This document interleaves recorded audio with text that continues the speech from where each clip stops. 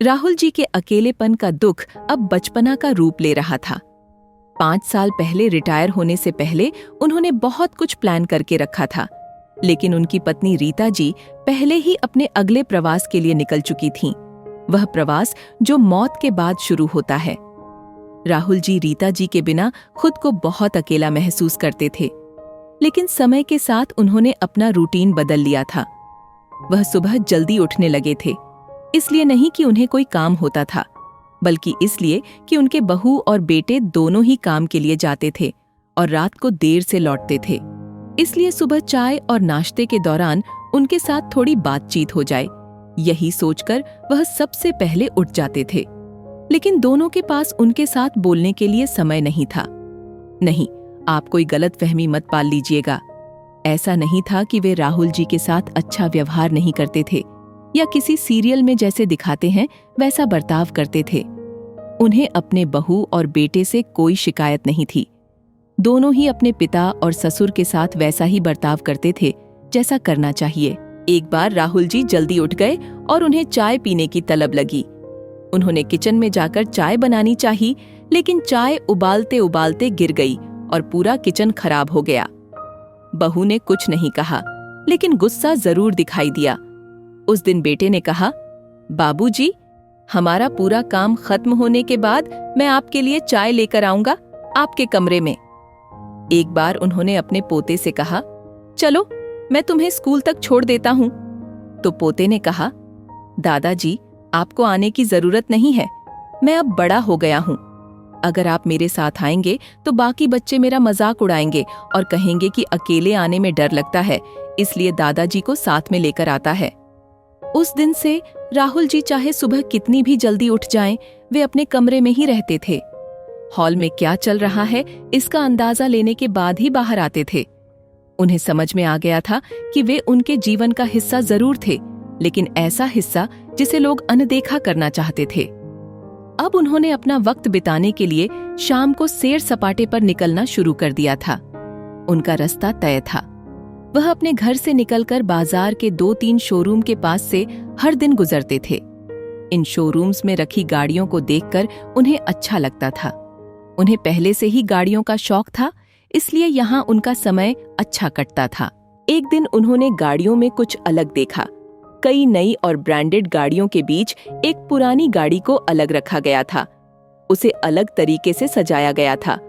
कुतूहलवश उन्होंने अंदर जाकर देखा और एक नए चमचमाते कपड़े पहने हुए सेल्समैन ने उनकी तरफ आकर कहा, आइए सर, कौन सी गाड़ी देखना चाहते हैं आप?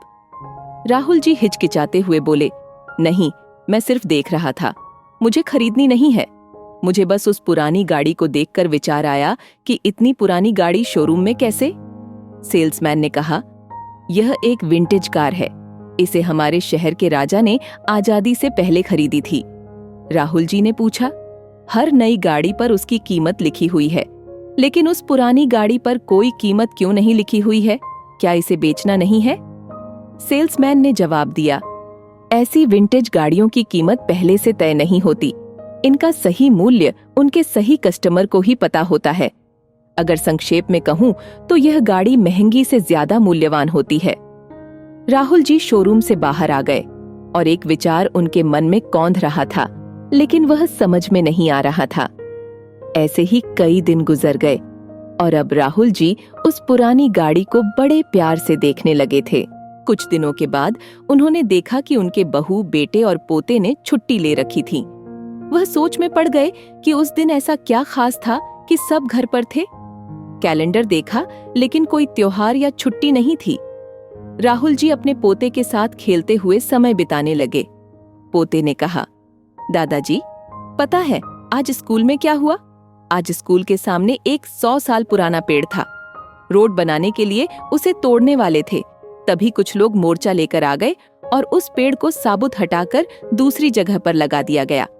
हमारी टीचर ने हमें समझाया कि वह पेड़ पुराना था, लेकिन वह हमें 24 घंटे ऑक्सीजन देता था। राहुल जी को वही अनजाना सा विचार आया जो विंटेज कार को देखकर आया था। बहू, बेटे और पोते ने राहुल जी को सरप्राइज दिया, क्योंकि उस दिन उनका बर्थडे था। राहुल जी 80 साल के हो चुके थे। उन्होंने कभी भी यह सब उम्मीद नहीं की थी। उनकी आंखों में आंसू आ गए। बहू ने उस दिन उनके पसंद का खाना बनाया और बड़े प्यार से उन्हें परोसा। सभी ने राहुल जी के साथ पूरा दिन बिताया और ढेर सारी बातें की। तब राहुल जी को वही फीलिंग आई जब उन्होंने विंटेज कार को देखा था। उन्होंने समझा कि पहले वह विंटेज कार, फिर वह 100 साल पुराना पेड़, सब एक इशारा थे। उन्हें समझ में आ गया था कि वह बूढ़े जरूर हो गए हैं, लेकिन उनकी भी वैल्यू उतनी ही है जितनी उस विंटेज कार की थी। दोस्तों, हर बेटा या बेटी अपने माँ बाप के साथ खराब व्यवहार नहीं करते। कभी कभी माँ बाप भी अपने अकेलेपन के चलते नेगेटिव सोचने लगते हैं। इस कहानी को उन सभी माँ बाप और बेटा बेटियों के साथ शेयर करें जो एक दूसरे को बेहद प्यार करते हैं, लेकिन कुछ परिस्थितियों और गलतफहमियों की वजह से दूर होते जा रहे हैं।